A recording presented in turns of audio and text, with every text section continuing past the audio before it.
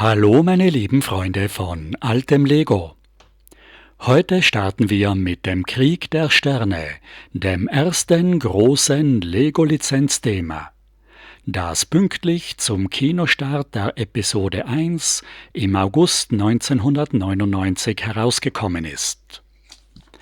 Viele der allerersten Modelle waren noch sehr einfach gebaut und man brauchte sehr viel Fantasie, um eine Ähnlichkeit zum Vorbild zu erkennen.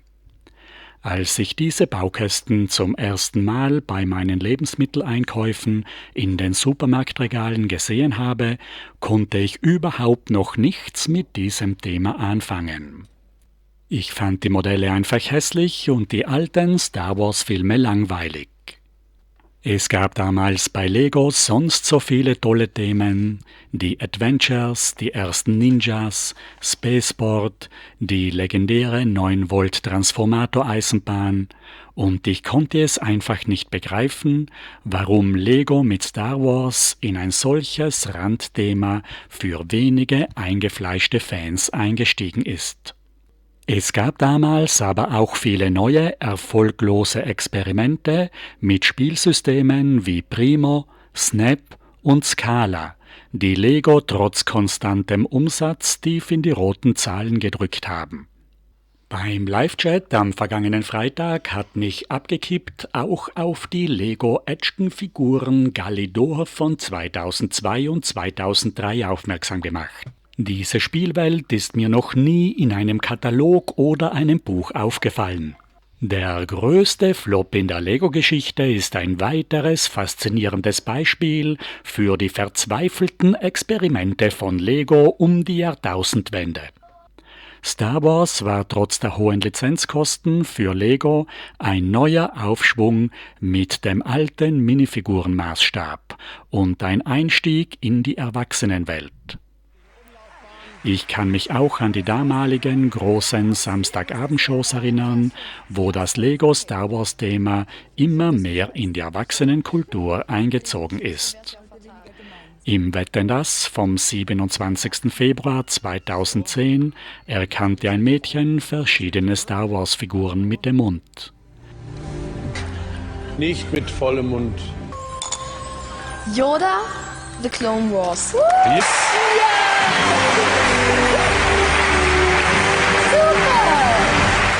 Und bei Klein gegen Groß am 12. März 2016 musste Carrie Fisher, die Darstellerin der Prinzessin Leia, Lego Star Wars Raumschiffe erkennen, was natürlich besonders schwierig ist. Nur wegen Lego habe ich mir damals die Episode 1 in der öffentlichen Bücherei ausgeborgt und war vom witzigen und spannenden Film sofort begeistert. Ich hatte damals den Plan, verschiedene Schauplätze aus den Filmen im Minifigurenmaßstab nachzubauen, und ich habe mir dafür die passenden Sets auf die Seite gelegt. Ich zeige euch heute also keine vollständige Sammlung von irgendwelchen Themen, Entwicklungslinien oder Minifiguren, sondern einfach nur das thematisch geordnete Baumaterial, das ich mir für spätere Dioramen vorbereitet habe. Ich hatte aber niemals genügend Zeit und Platz, die Dioramen aufzubauen. Und inzwischen habe ich das Star Wars-Thema 5 Jahre lang nicht mehr angerührt. Viele größere Sets sind sogar noch original verpackt, ich hatte niemals die Zeit, sie aufzumachen. Ich habe keinen Platz, das Projekt weiterzuführen und werde bei Gelegenheit einmal alles wieder verkaufen. Außer einige ikonische Sets wie den Todesstern und den motorisierten AT-AT, die ich mir wohl behalten werde. Bei Lego gibt es eine riesengroße Auswahl unterschiedlicher Modelle und Minifiguren, die über die Jahre hinweg immer wieder in neuen Varianten herausgekommen sind. Andere Modelle oder Figuren hingegen, die für ein Diorama oder eine Handlung wichtig wären, hat Lego nie herausgebracht, aber man kann sie leicht selbst nachbauen. Als Sammler oder Bauer braucht man immer ein genaues Ziel und einen genauen Plan, damit man den Überblick nicht verliert. Und man muss immer wissen, wo man die Modelle hinstellen kann, wenn sie fertig sind. Es ist ein Genuss, wenn man seine Pläne über längere Zeiträume entwickeln kann, aber es ist auch keine Schande, wenn man sie ändert oder wenn man auch mal den Spaß daran verliert. Dann ist es wieder schön, wenn man die alten Sets weitergeben kann, damit sie einen neuen Sammler erfreuen können. Beim Start der Lego Star Wars-Reihe im August 1999 hatten die Minifiguren noch 4 Jahre lang gelbe Gesichter. Die allerersten Figuren mit natürlichen dunklen Hauttönen waren Lando Calrissian und eine Bespin-Wache in der Wolkenstadt vom 1. Oktober 2003. Dann hat es noch über ein Jahr gedauert, bis am 1. Februar 2005 auch die anderen Star Wars-Figuren eine rosarote Hautfarbe bekommen haben. Für die Dioramen kommen also nur die neuen Sets ab 2005 in Frage, weil die alten Figuren mit den gelben Gesichtern einfach nicht mehr hineinpassen. Inzwischen sind über 1500 verschiedene Star Wars Minifiguren herausgekommen. Allein von Luke Skywalker gibt es 50 verschiedene Varianten. Für die verschiedenen Szenen in einem Diorama braucht man natürlich dieselbe Minifigur oft mehrmals. Neben den Katalogen und Datenbanken schmökere ich ganz gerne in den verschiedenen visuellen Enzyklopädien. Diese Bücher haben alle eine Minifigur im Umschlag, deshalb schauen sie doppelt so dick aus, als sie in Wirklichkeit sind. Die Bücher sind alle sehr schön mit vielen Bildern gestaltet, sie sind unterhaltsam und liefern neue Ideen. Aber sie können natürlich niemals ganz vollständig sein, auch wenn es von jedem Buch mehrere verschiedene Neuausgaben gibt. Von den beiden Star Wars Lexikon-Reihen des Dorling Kindersley Verlages gibt es inzwischen 4 Ausgaben. Die neueste von den Minifiguren ist von 2025 und von den Sets 2024 erschienen.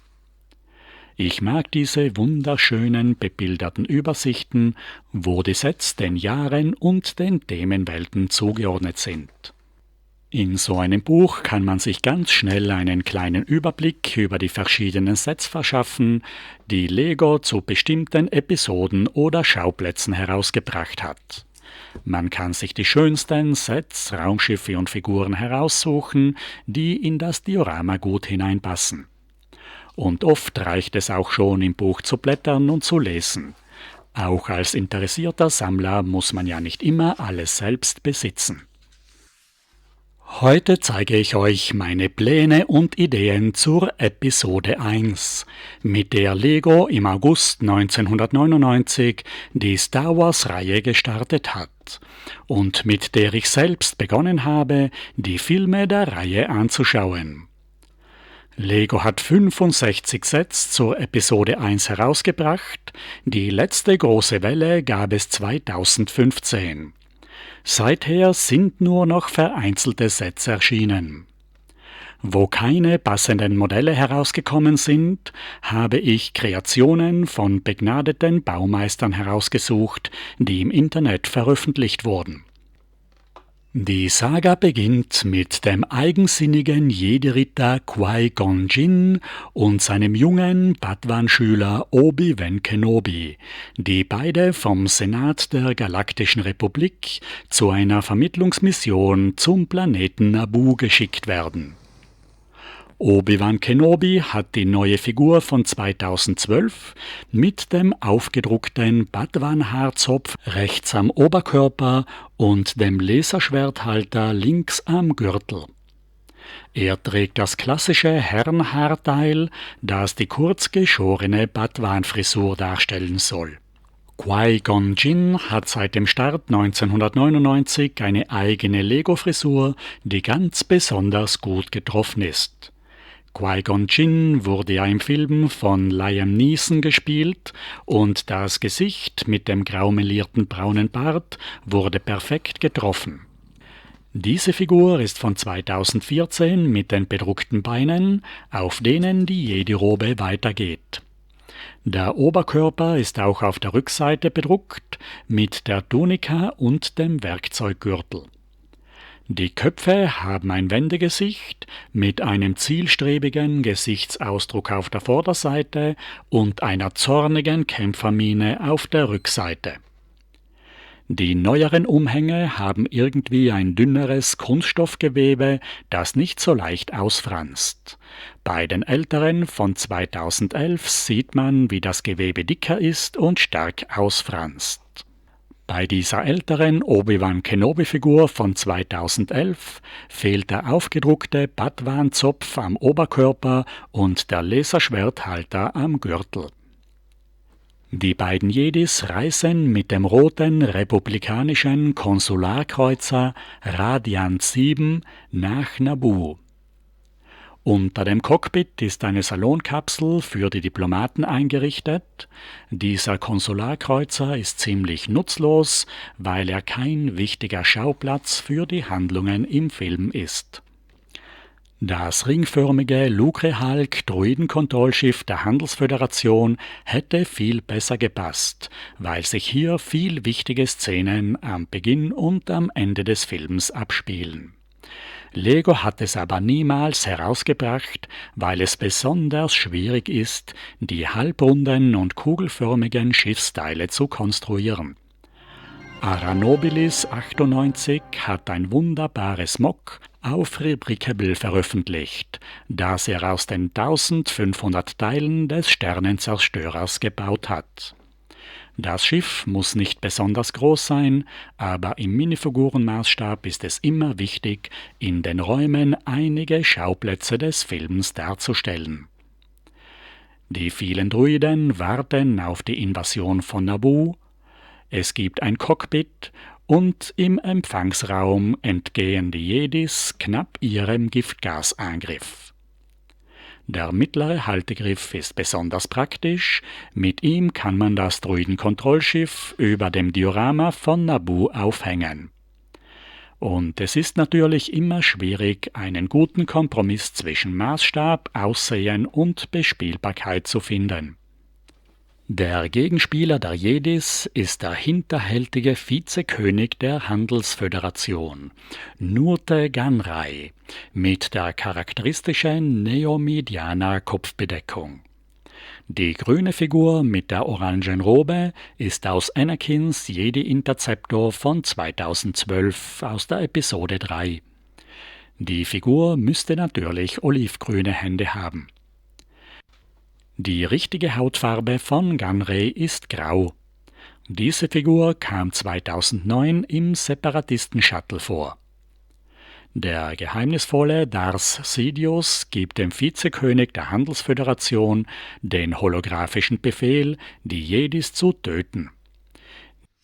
Nachdem die beiden Jedis den Giftgasangriff überlebt haben, kämpfen sie sich durch eine Überzahl an B1-Kampfdruiden und werden von den gefährlichen Druidekas verfolgt, die sich kugelrund zusammenrollen können, und beim Kampf klappen sie ihre Beine und ihre Doppelblastergewehre aus.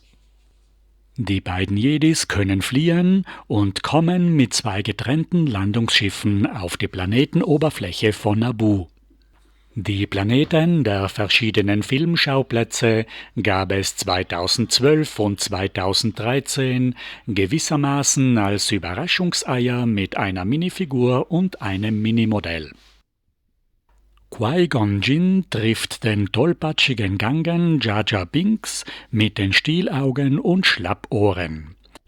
Das ist die erste Figur von 1999 mit dem unbedruckten Kopf. 2011 wird der Gangenkopf hinten an den Ohren und vorn im Gesicht bedruckt. Ganz wichtig für den Gesichtsausdruck sind die Augen, die vorher gefehlt haben. Die Handelsföderation besetzt mit der Druidenarmee den Planeten Naboo und Jar Jar Binks gerät mitten unter die Landungsfahrzeuge. Er wird fast von einem Schwebetruppentransporter überrollt und Qui-Gon Jinn rettet ihm das Leben. Von nun an fühlt sich Jar Jar Binks in der Schuld von Qui-Gon Jinn und folgt ihm überall hin nach. Die Droiden-Invasionsarmee rückt auf Naboo mit gepanzerten Truppentransportfahrzeugen vor, die mit Repulsorantrieb über den Sumpf der Planetenoberfläche schweben. Von diesen Multitruppentransportern MTT hat Lego inzwischen 4 verschiedene Modelle herausgebracht. Das neueste Modell gab es erst im vorigen August 2025 in der blauen Clone Wars Farbgebung. Von den 3 alten klassischen Modellen kann man den ältesten von 2000 vergessen, er schaut aus wie eine Bastelarbeit von einem Kleinkind. Dafür kann man aber mit den einfachen Bausteinen kreativ bauen, wie man auf der Packungsrückseite sehen kann. Das beste, größte und realistischste Modell ist der 7672 von 2007. Es ist eines der beliebtesten Star Wars Modelle mit 1215 Teilen und 16 B1 Kampfdroiden. Im Vergleich dazu ist der neuere 75058 vom August 2014 mit seinen 900 Teilen eine abgespeckte Version mit gestauchten Proportionen und einem lächerlich winzigen Droidenreck mit nur 6 Kampfdroiden. Ich habe hier diese neuere, kleinere Sparversion, die kaum Vorteile bietet. Ich habe das Set aber günstig ohne Minifiguren bekommen. Das Modell hat sehr viele Spielfunktionen und 8 Klappen zum Öffnen. Am Heck ist ein großer Kofferraumdeckel, in dem ein Step mit einem Droiden verstaut ist. Seitlich am Kofferraum gibt es eine Klappe mit einer Plattform für den Reparaturdroiden, auf der anderen Seite die Waffenkammer, oben den Führerstand und darunter links und rechts 2 Projektilraketenwerfer. Die Hauptfunktion des Modells ist das ausfahrbare Droidenreck, das die vorderen 2 Klappen automatisch aufdrückt.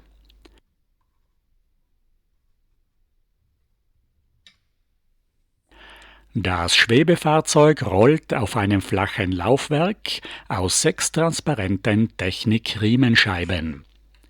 Wie bei sehr vielen Star Wars Sets besteht der Grundaufbau und die Funktionen aus Technikelementen.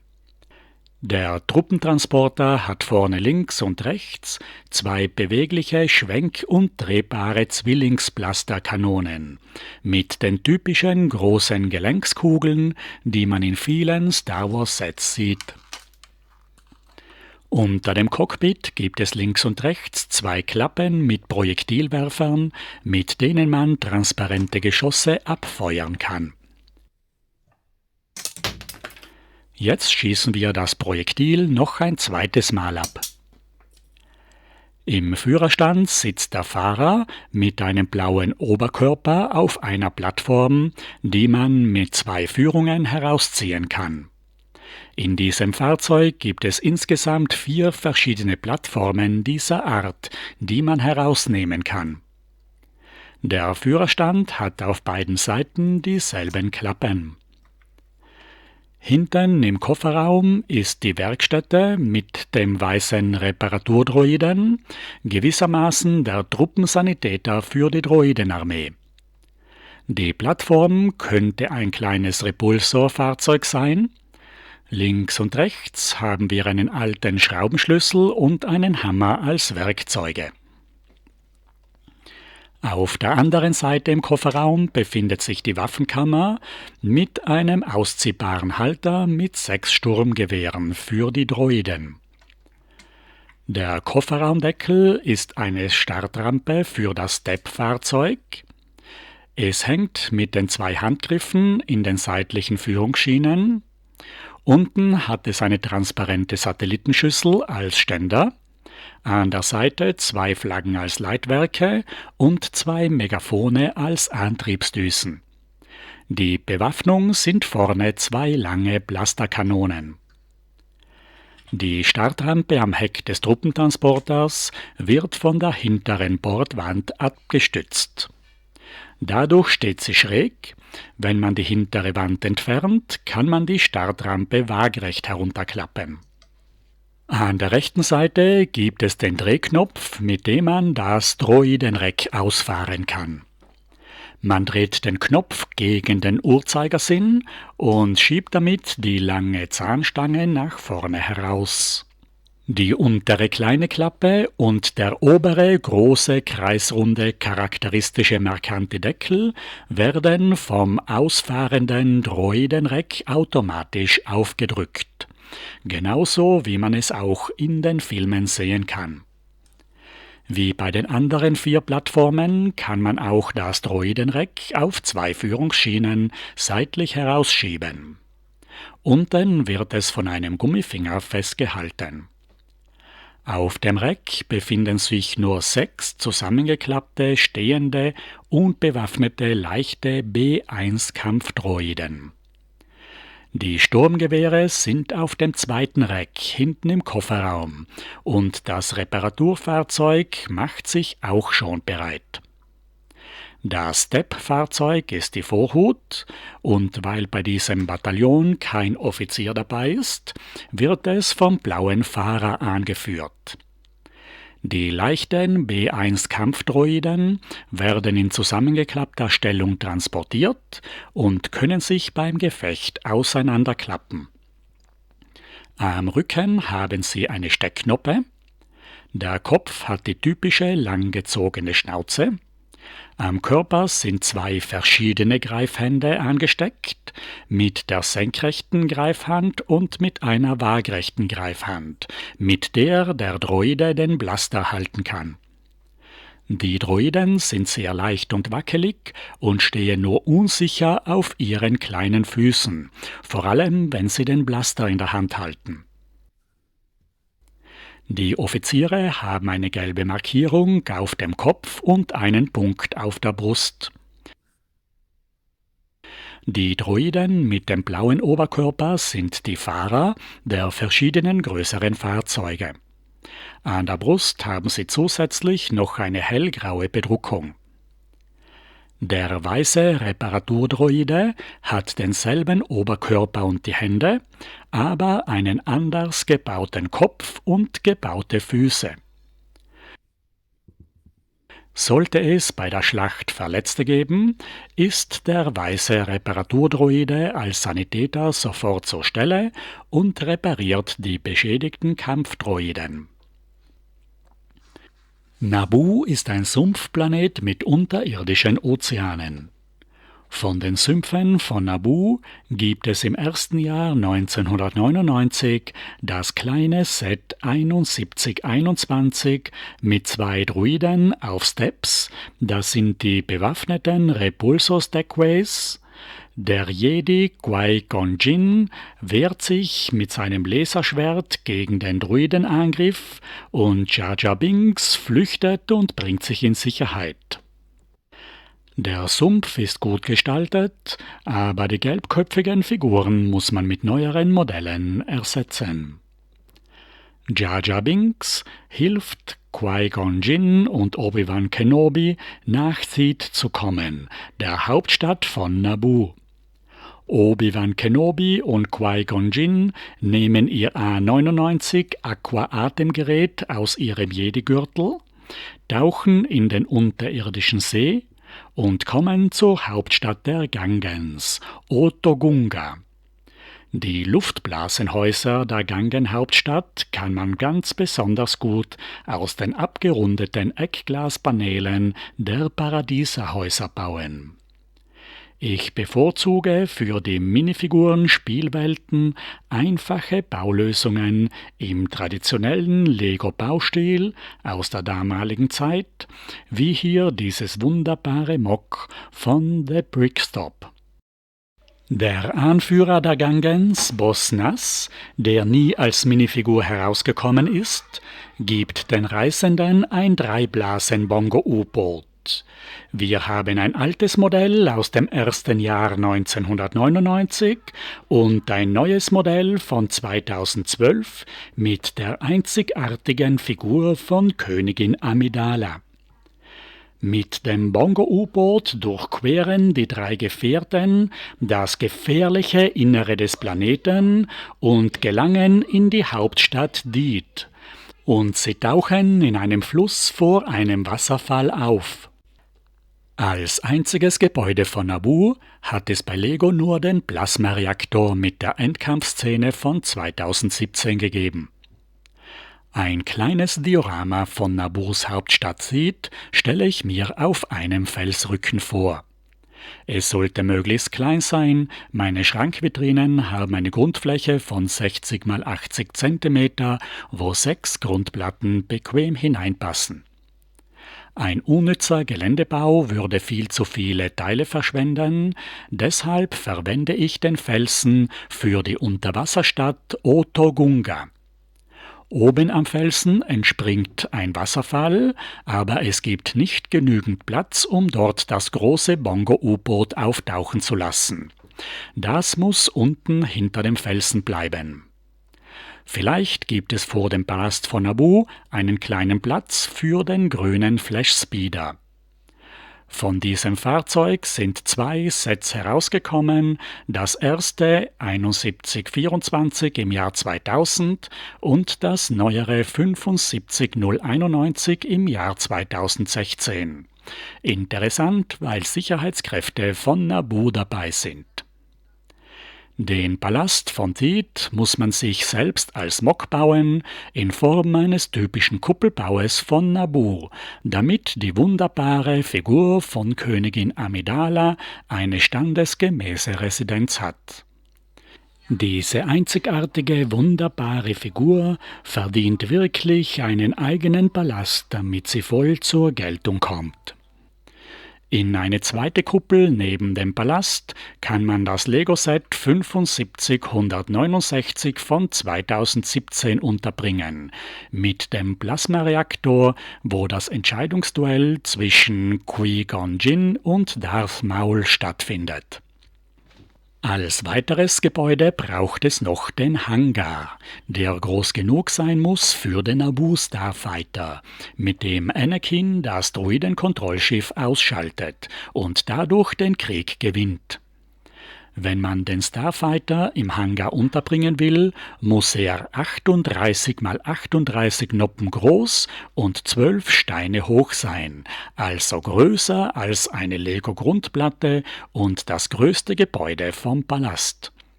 Ich habe schon vor vielen Jahren damit angefangen, die Gebäude mit dem Lego Digital Designer zu entwerfen, bin aber nicht richtig weitergekommen. Ich habe das Projekt inzwischen, wie gesagt, schon wieder aufgegeben. Bei der gemeinen Invasion von Naboo durch die Handelsföderation ist Königin Amidala in ihrem Thronsaal von den Druiden festgenommen worden. Die friedliebende Königin hat ihren Sicherheitskräften unter Captain Panaka befohlen, keinen bewaffneten Widerstand zu leisten. Sie ist aber auch nicht auf die gemeinen Erpressungen des Vizekönigs Nute Gunray eingegangen, die die illegale Besetzung der Föderation nachträglich legitimieren sollten.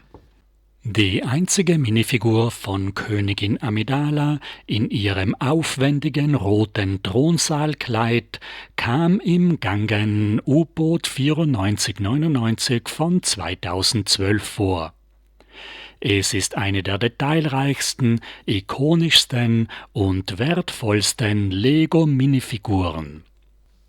Das auffälligste Teil ist das markante, riesige, exklusiv gegossene Haarteil mit der geflochtenen Frisur, der goldenen Haube und der königlichen roten Insignie direkt auf der Stirn. Der weiße Minifigurenkopf ist mit dem traditionellen, zeremoniellen Make-up der Königin geschminkt.